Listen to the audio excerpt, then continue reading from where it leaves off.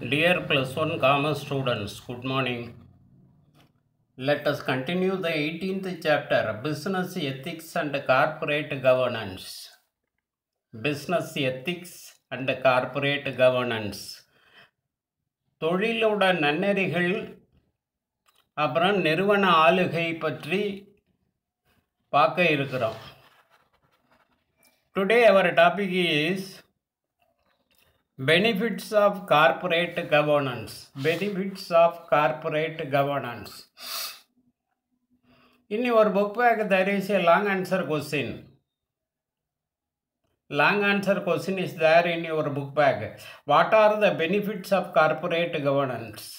What are the benefits of corporate governance? பெருநிறுவன ஆளுகையினுடைய பயன்கள் என்னென்ன? பெருநிறுவன ஆளுகையினுடைய பயன்கள் என்னென்னங்கிறத பார்க்க இருக்கிறோம். Balanced economic development is made possible through transparent management under corporate governance. பெருநிறுவன ஆளுகை தத்துவத்தினுடைய முக்கிய கூறு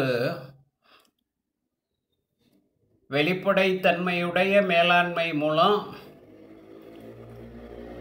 சமச்சீரான பொருளாதார மேம்பாட்டை ஏற்படுத்த முடியும். வெளிப்படைத்தன்மையுடைய மேலாண்மை மூலம் சமச்சீரான பொருளாதார மேம்பாட்டை ஏற்படுத்த முடியும். பெருநிறுவன ஆளுகை கோட்பாட்டின் மூலமாக எல்லா பங்குதாரர்களோட நலனும் பாதுகாக்கப்படுகிறது. எல்லா பங்குதாரர்களோட நலனும் பாதுகாக்கப்படுகிறது.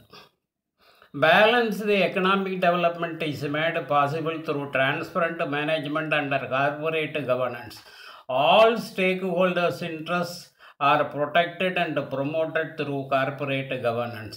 Some of the benefits of corporate governance are as follows.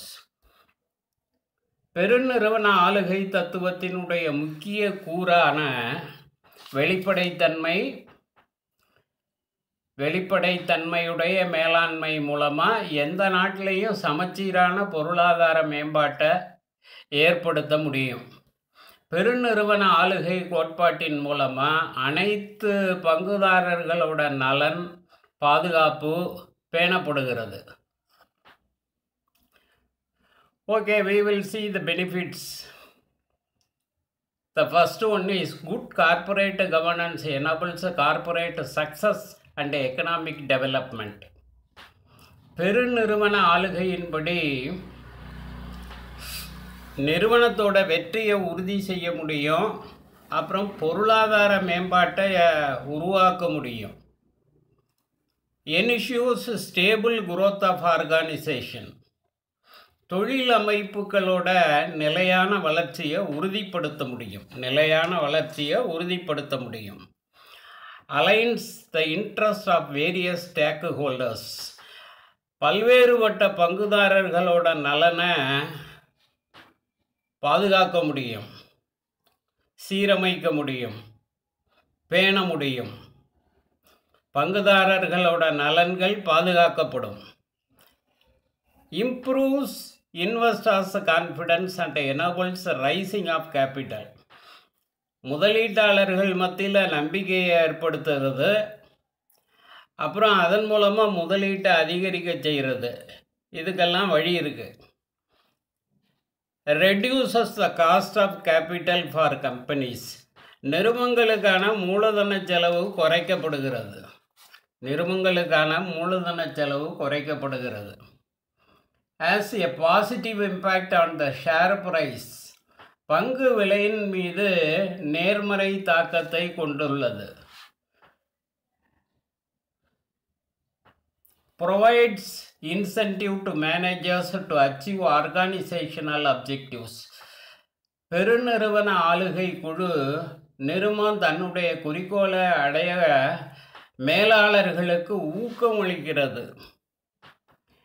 Eliminates wastages, corruption, risk and mismanagement. தேவையற்ற செலவினங்கள் தவிர்க்கப்படுகிறது.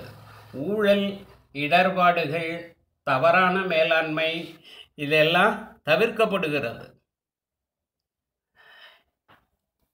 Then the next benefit, improves the image of the company. நிறுவனம் மீது மக்கள் கொண்டுள்ள நம்பிக்கை மற்றும் நற்பெயர் அதிகமாகும். நம்பிக்கை நற்பெயர் அதிகமாகும். The organization is managed to benefit the stakeholders. பெருநிறுவன ஆளுகையினால அனைத்து வகை ஆர்வலர்களும் பயன்பெறுகின்றார்கள். Ensures efficient allocation of resources. வள ஆதாரங்கள் சிறந்த முறையில் ஒதுக்கீடு செய்யப்படுகிறது. Then the last benefit, creates a strong brand as an ethical business. தொழில் நெறிமுறைகளை வலுப்படுத்துகிறது. தொழில் நெறிமுறைகளை வலுப்படுத்துகிறது. Okay students, thank you.